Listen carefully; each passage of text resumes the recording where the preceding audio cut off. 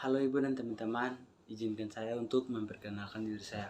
Nama saya Kresmen Genesio Penturi dengan NIM 2021800006 dari Prodi Kehutanan. Di sini saya akan menjelaskan tentang apa saja itu macam-macam klasifikasi iklim. Ya, berdasarkan cara penentuan kriteria klasifikasinya, maka klasifikasi iklim dapat dibagi menjadi dua, yaitu yang pertama klasifikasi iklim secara genetik dan yang kedua klasifikasi iklim secara empirik. Faktor-faktor iklim menyebabkan klasifikasi iklim secara genetik.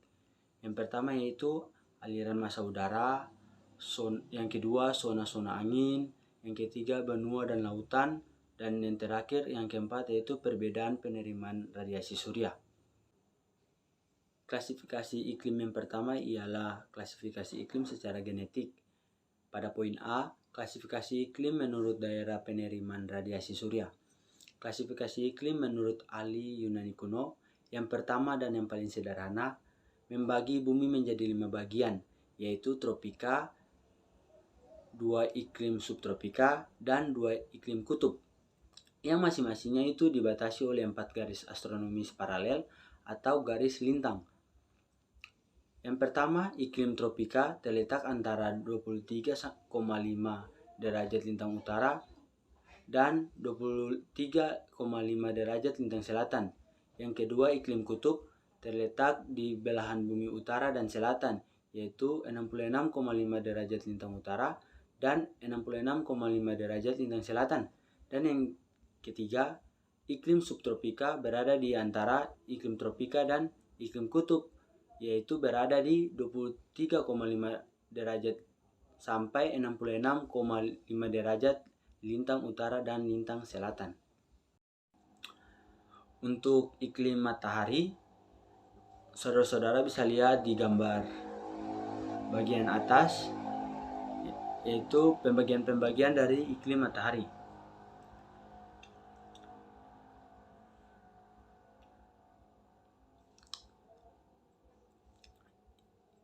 Ya, iklim tropika umumnya dicirikan oleh suhu tinggi sepanjang tahun dan variasi suhu musiman yang lebih kecil. Sedangkan iklim kutub itu sebaliknya, memiliki suhu rendah sepanjang tahun dengan variasi musiman itu yang lebih besar. Dan yang poin kedua, klasifikasi iklim berdasarkan sirkulasi udara. Pada tahun 1950, Flohn mengusulkan suatu sistem klasifikasi memadai dengan menggunakan kriteria berdasarkan aliran angin global dan karakteristik hujan, yaitu sebagai berikut. Ya, ini ada tipe iklim, sifat-sifat, dan juga tipe vegetasinya. Saudara-saudara bisa lihat pada gambar di atas, yaitu bahwa yang pertama zona ekuatorial, yaitu sifatnya itu basah terus-menerus. Sedangkan tipe vegetasinya itu hutan hujan tropika dan hutan muson. Yang kedua, zona tropika, yaitu hutan musim panas sifatnya, sedangkan tipe vegetasinya itu savana dan hutan kering. Dan yang ketiga, hutan subtropika, yang sifatnya itu kering dan tipe vegetasinya itu stepa dan gurun. Yang keempat, zona hujan atau zona subtropika, itu sifatnya itu hujan musim dingin dan tipe vegetasinya itu pohon berdaun keras. Yang kelima, zona subpolar, yaitu sifatnya itu hujan sepanjang tahun terbatas dan tipe vegetasinya itu hutan konifer. Yang keenam, zona ekstratropika, yang sifatnya itu hujan sepanjang tahun dan tipe vegetasinya itu pohon berdaun lebar dan hutan campuran. Yang ketujuh, hutan boreal, sifat-sifatnya itu hujan musim panas dan salju musim dingin terbatas, dan tipe vegetasinya itu tundra. Yang kedelapan, yaitu yang terakhir, tipe iklim zona kutub, yaitu sifatnya hujan musim panas dan salju musim dingin terbatas, dan tipe vegetasinya itu gurun es. Klasifikasi iklim yang kedua ialah klasifikasi iklim secara empirik, yaitu Klasifikasi iklim berdasarkan pertumbuhan vegetasi. Klasifikasi iklim berdasarkan pertumbuhan dan vegetasi. Pada poin pertama, sistem klasifikasi Köppen. Dasar klasifikasi ini adalah suhu dan hujan, rata-rata bulanan maupun tahunan yang dihubungkan dengan keadaan vegetasi alami berdasarkan peta vegetasi de Condell 1874. Köppen, seorang ahli berkebangsaan Jerman, membagi iklim berdasarkan curah hujan dan temperatur menjadi 5 tipe iklim, yaitu yang pertama ialah iklim A, yaitu iklim hujan tropis dengan ciri temperatur bulanan rata-rata lebih dari 18 derajat Celcius, suhu tahunan 20 Celcius sampai 25 derajat Celcius dengan curah hujan bulanan lebih dari 60 mm. Yang kedua, iklim B, yaitu iklim kering atau gurun dengan ciri curah hujan lebih kecil daripada penguapan. Daerah ini terbagi menjadi iklim stepa dan gurun.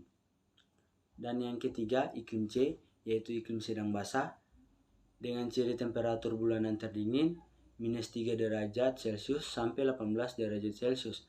Daerah ini terbagi menjadi 3, yaitu yang pertama iklim sedang laut dengan musim panas yang kering yang dilambangkan dengan CS, dan yang kedua iklim sedang laut dengan musim dingin yang kering dilambangkan dengan CW, dan yang ketiga iklim sedang darat dengan hujan dalam semua bulan dilambangkan dengan CF.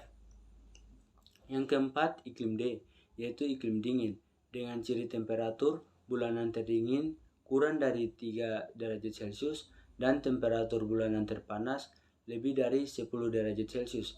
Daerah ini terbagi menjadi yaitu DW, DF, atau DW adalah iklim sedang darat dengan musim dingin yang kering, sedangkan DF adalah iklim sedang darat yang musim dingin yang lembab.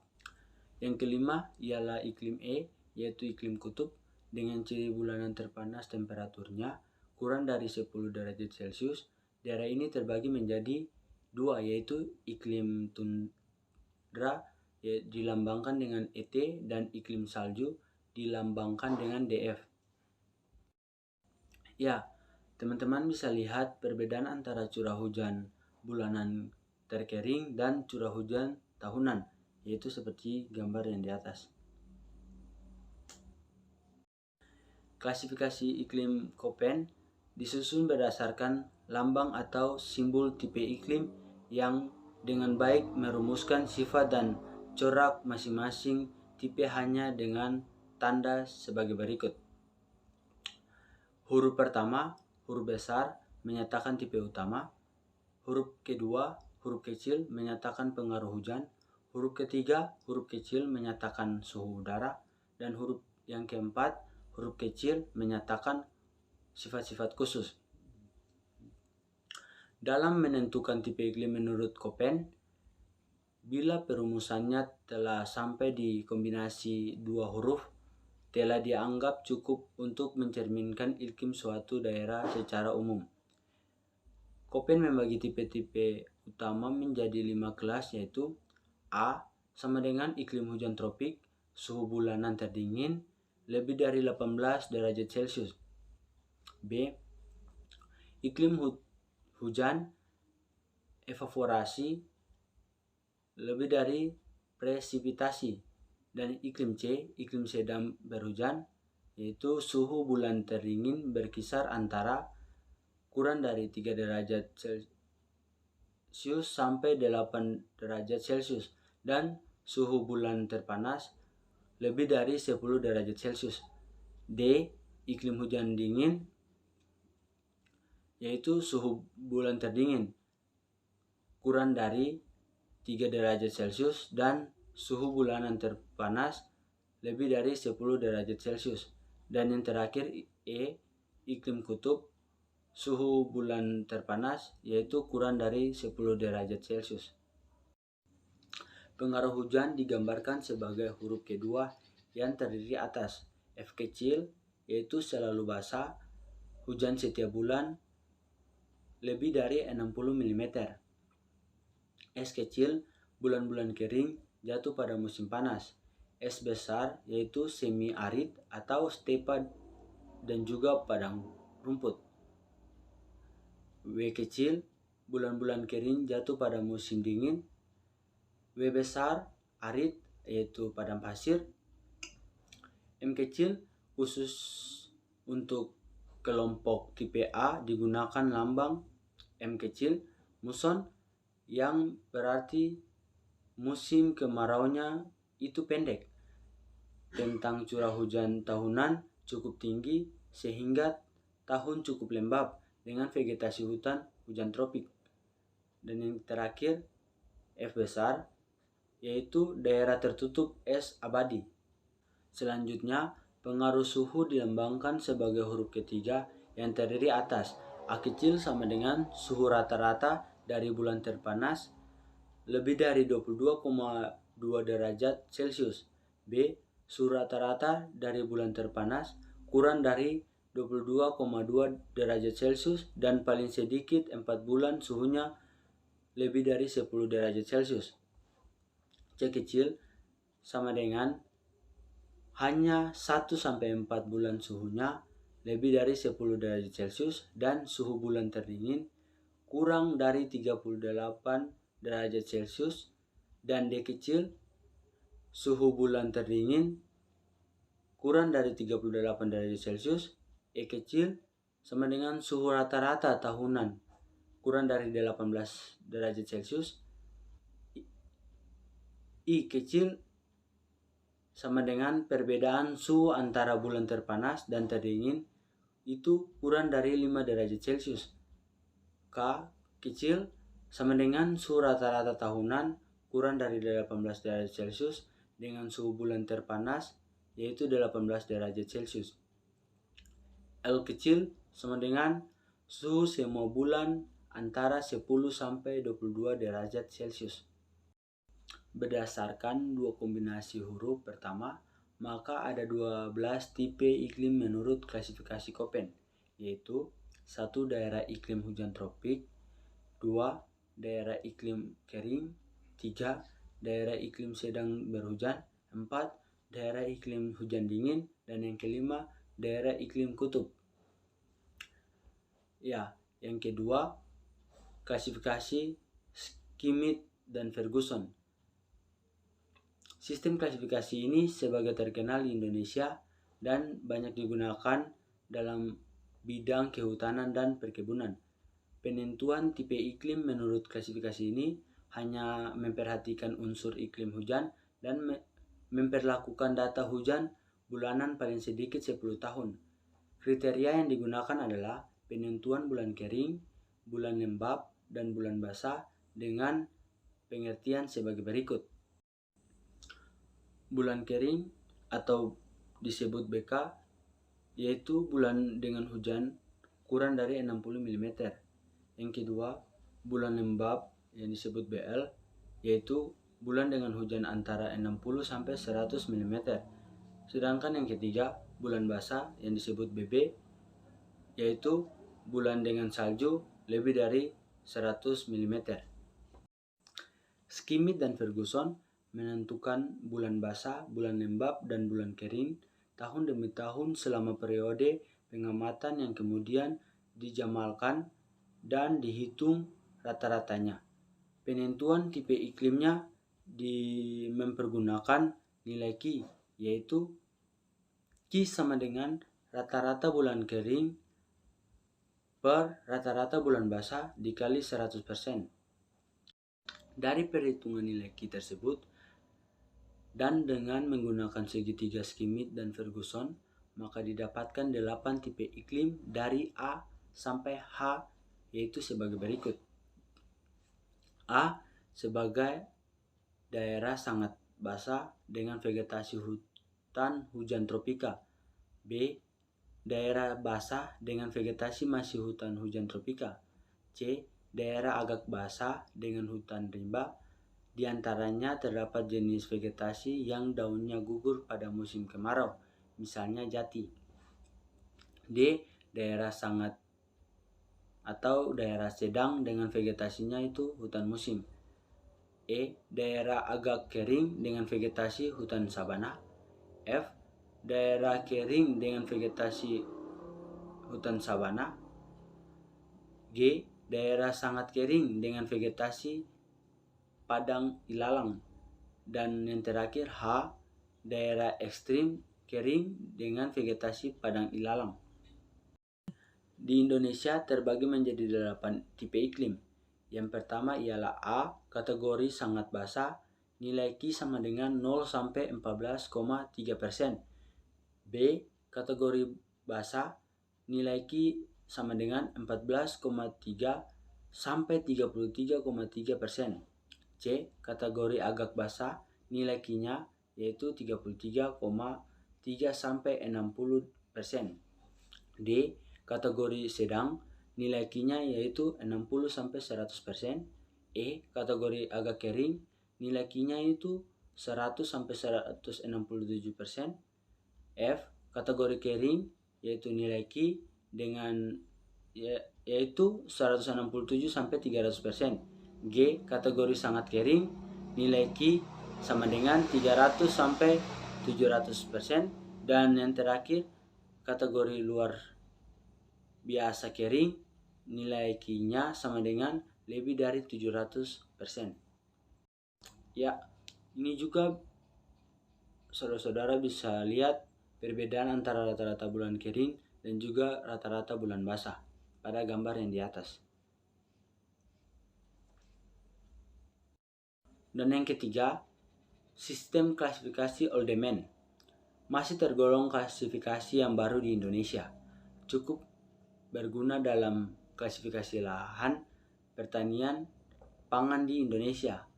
Kriterianya didasarkan pada perhitungan bulan basah, bulan lembab, dan bulan kering, yang batasannya memperhatikan peluang hujan efektif.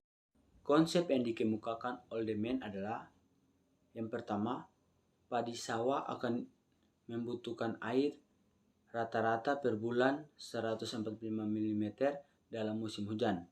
B, palawija membutuhkan air rata-rata 50 mm per bulan pada musim kemarau. C, hujan bulanan yang diharapkan memperluang kejadian 75% sama dengan 0,82 kali hujan rata-rata bulanan dikurang 30. D, hujan efektif untuk padi sawah adalah 100%.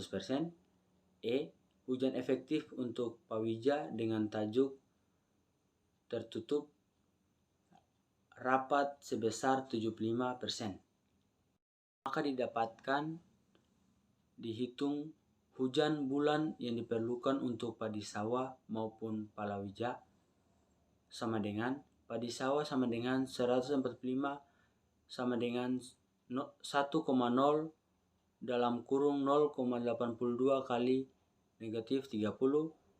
X-nya sama dengan 213 mm per bulan. Sedangkan palawija sama dengan 50 sama dengan 0,75 dalam kurung 0,82 kali negatif 30. X-nya itu sama dengan 118 mm per bulan.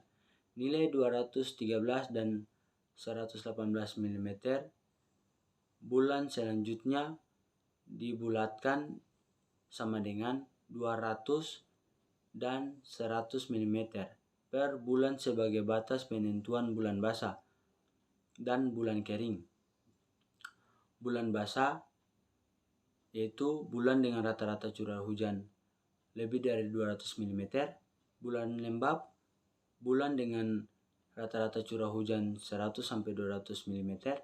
Sedangkan bulan kering, bulan dengan rata-rata curah hujan kurang dari 100 mm. Tipe utama klasifikasi Oldeman dibagi menjadi 5 tipe yang didasarkan pada jumlah bulan besar berturut-turut, sedangkan subdivisinya dibagi menjadi 4 yang didasarkan pada bulan kering berturut-turut. Untuk tipe utama, tipe A, bulan basah berturut-turutnya itu lebih dari 9. Tipe B itu bulan basah berturut-turutnya itu 7 sampai 9. Sedangkan tipe C yaitu 5 sampai 6, D 3 sampai 4, dan E kurang dari 3. Dan subdivisi yang pertama, bulan kering berturut-turut itu kurang dari 2. Yang kedua 2 sampai 3, yang ketiga 4 sampai 6, dan yang keempat bulan kering berturut-turutnya itu lebih dari 6. Dari 5 tipe utama dan 4 subdivisi tersebut, maka tipe iklim dapat dikelompokkan menjadi 17 daerah agroklimat Oldeman mulai dari A1 sampai E4 sebagai berikut. Ya, saudara-saudara bisa lihat pada tabel yang di atas atau gambar yang di atas, yaitu tipe iklim dan penjabarannya. Klasifikasi iklim Yukhun. Pembagian iklim didasarkan pada ketinggian tempat yang ditandai dengan jenis vegetasi. Zona iklim adalah terbagi 5 zona, yaitu pada gambar berikut.